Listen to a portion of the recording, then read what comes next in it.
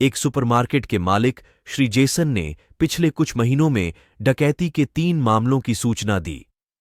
चोरी की जांच करने के लिए जासूस डिटेक्टिव मेहुल को बुलाया जाता है। मेहुल उन 3 दिनों के सीसीटीवी फुटेज को पूछता है। पहले फुटेज, दूसरी फुटेज, तीसरी फुटेज, उन फुटेजों को देखने पर मेहुल ने 3 लोगों की पहचान की। अब शुरू होता है आपका टाइम।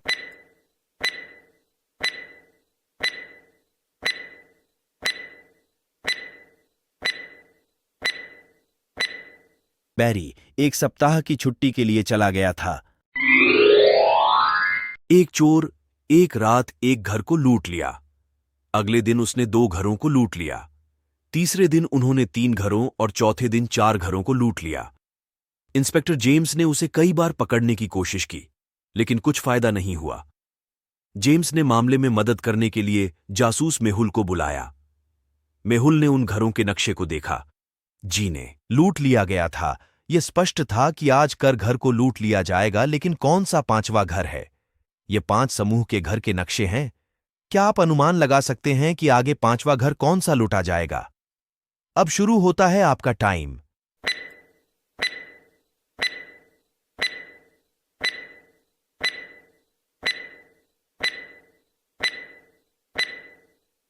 जिन घरों को लूट लिया गया था वे रोमन नंबर के पैटर्न में है, तो अगले 5 घर को लूट लिया जाएगा। यह मॉल डकैतियों के लिए बहुत प्रवण था। मॉल का मालिक चोर को पकड़ने में असमर्थ था।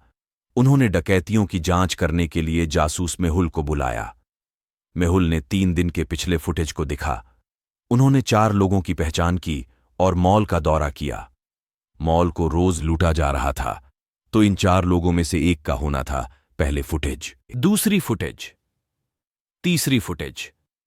क्या आप इन फुटेज को देख सकते हैं और चोर की पहचान कर सकते हैं? अब शुरू होता है आपका टाइम।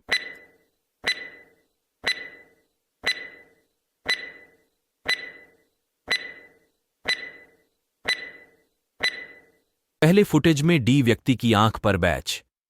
दूसरे दिन बाईं आंख पर बैच था, इसलिए डी चोर व्यक्ति हैं। राकेश एक सप्ताह के छुट्टी के लिए चला गया था। जब वह घर लौटा तो उसने पाया कि उसका घर लूट लिया गया। उन्होंने तुरंत डिटेक्टिव मेहुल को बुलाया और उन्हें बताया कि उन्हें अपने 3 दोस्तों पर संदेह है। मेहुल ने उन तीनों से पूछताछ की। जिमी बोला, मैं घूमने के लिए की छुट्टी के लिए गया था, यह मेरी तस्वीर है। राखी बोली, मैं समुद्र तट पर घूमने के लिए गई थी, या मेरी तस्वीर है। सैम बोला, मैं डेजर्ट सफारी के लिए गया था, यह मेरी तस्वीर है। क्या आप पता लगा सकते हैं कौन झूठ बोल रहा है? अब शुरू होता है आपका टाइम।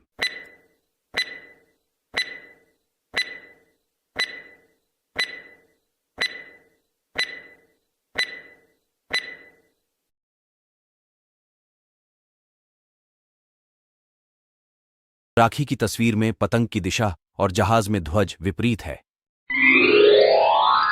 इमिली ने एक सुपरमार्केट में काम किया था। केवल वही ही थी मैं जो आज का काम करने के लिए आई थी, इसलिए उसे सब कुछ देखना था। एक बच्चे ने गलती से एक बॉक्स कैंडी को गिरा दिया। कैंडीज फर्श बिखर गई। इमिली बच्चों के पास गई और कैंडीज को फिर से व्यवस्थित कर दिया। इमिली जब काउंटर पर पहुंची तो उसका रजिस्टर खाली था। रजिस्टर के बराबर में एक नोट में मिला। उसे समय सुपरमार्केट के अंदर 3 लोग थे। क्या आप इन तीनों को देख सकते हैं और एक नजर डाल सकते हैं कि चोर कौन है? अब शुरू होता है आपका टाइम। चोर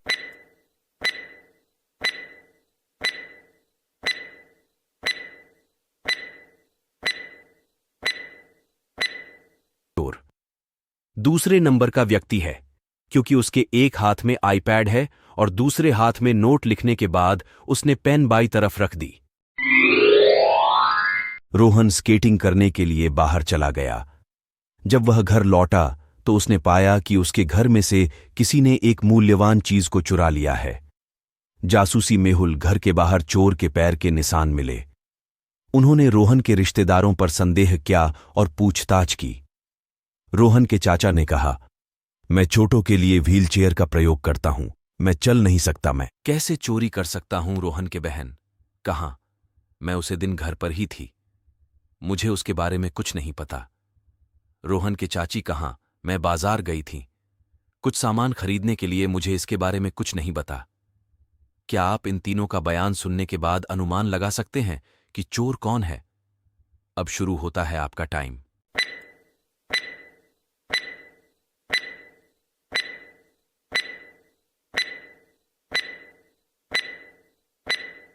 नक्शे कदम छड़ी के भी निशान है। इसका मतलब कोई चोरी करने के लिए छड़ी का प्रयोग किया है, क्योंकि रोहन के चाचा के पैरों में चोट लगी है। इसका मतलब चोर। दोस्तों, ऐसे ही वीडियो देखने के लिए हमारे चैनल को सब्सक्राइब करें और वीडियो को लाइक करके प्यारा सा कमेंट भी करें।